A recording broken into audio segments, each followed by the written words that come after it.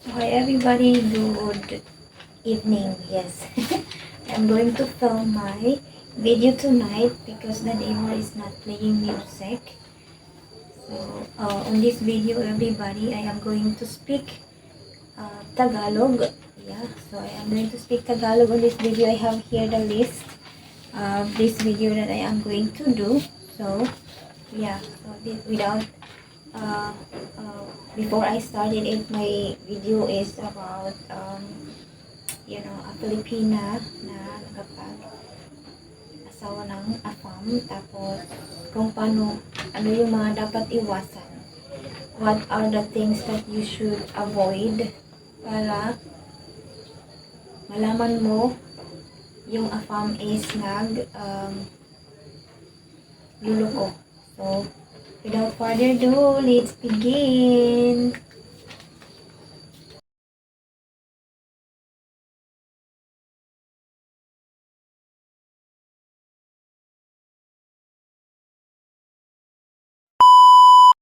So, I'm just standing. Actually, I'm just going to stand. So, ito yung mga dapat iwasan nyo if, naghahanap kayo ng AFAM sa mga Pilipina na gusto makapag-asawa ng AFAM. Iwasan nyo yung mga ganitong AFAM. So, number one, I think red flag na to. Makikita nyo to lagi So, ito yung number one. Pabalik-balik ng Pinas para kitain ka lang at walang planong kahit ano para sa future nyo. Yes, yung mga pabalik-balik na mga AFAM already dito sa Pilipinas, red flag na yun kasi pag pabalik-balik sila sumining, may pinupuntan silang iba. Kunyari nakatira ka sa Davao and then hindi lang siya doon nagstay. Pupunta siya sa Masbate, sa Cebu, sa Iloilo or something, Hindi lang ikaw yung binabalik-balikan. Kaya, iwasan nyo yung ganitong AFAM na pabalik-balik dito sa Pilipinas. I think some of the Filipina is already aware, Kaya, ito yung mga dapat nyo iwasan, yung mga ganitong mga AFAM na pabalik-balik dito sa Pilipinas. So, that's the number one. So, yeah, I am speaking in Tagalog, everybody, So, yung pangalawa naman is, ayaw magpasundo sa airport sa'yo. Yes, ayaw nilang magpasundo. Kasi tayo nga mga Pilipina, di ba, naggagawa tayo ng video, yung mga ganon. So, ayaw nilang magpasundo kasi, may ibang susundo. Yes, may ibang susundo sa kanya, kaya hindi ikaw yung pinasundo. Kaya iwasan nyo yung mga ganitong AFAM na ayaw magpasundo sa inyo keso ganito, keso ganyan. Dapat walang ganon. Dapat kayo yung susundo kasi ikaw yung syota, di ba? Kaya yun, dapat huwag makampante. Dapat may pante juga. So, dapat iwasan yung mga ganon, di ba? Ayaw magpasundo sa airport. Hello! Pangatlo tayo.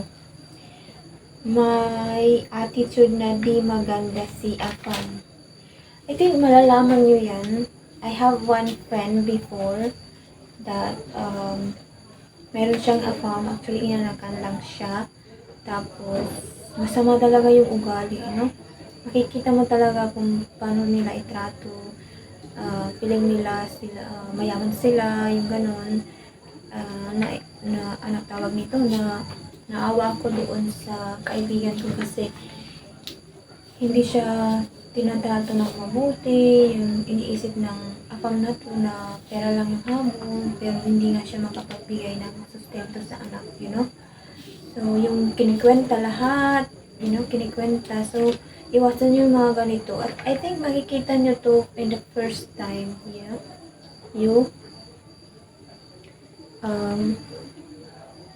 yung first encounter nyo sa AFAM. So, tawag nito, ingat kayo sa may mga attitude na AFAM kasi hindi talaga genuine yung intention nila sa inyo. Kasi dito pa lang, di ba, pinapakita na nila yung mga bad attitude like that. So, iwasan nyo yung mga ganyan bagay. Yung mga yun. Pang-apat na dapat iwasan ninyo mga girls is ayaw magpahiram ng phone sa'yo, nagagalit. Yes.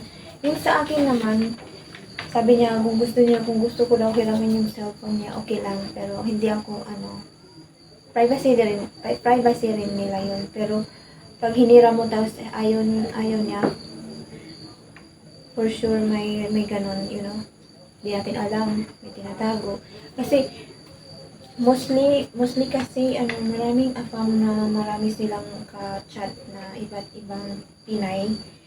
Kasi mayroon din tayong ibang Pinay kahit alam nilang taken na yung afam, dikit pa rin sila ng dikit kasi nga gusto nila magka-afam. Pero dapat sana pinipili nila yung mga walang Pilipino, yung hindi pa taken dapat, di ba? Kasi nakakasira sila ng relasyon. But anyway, dapat hindi ganito. Dapat yung afam mo is open, walang tinatago, ganon. So, dapat ganon, di ba?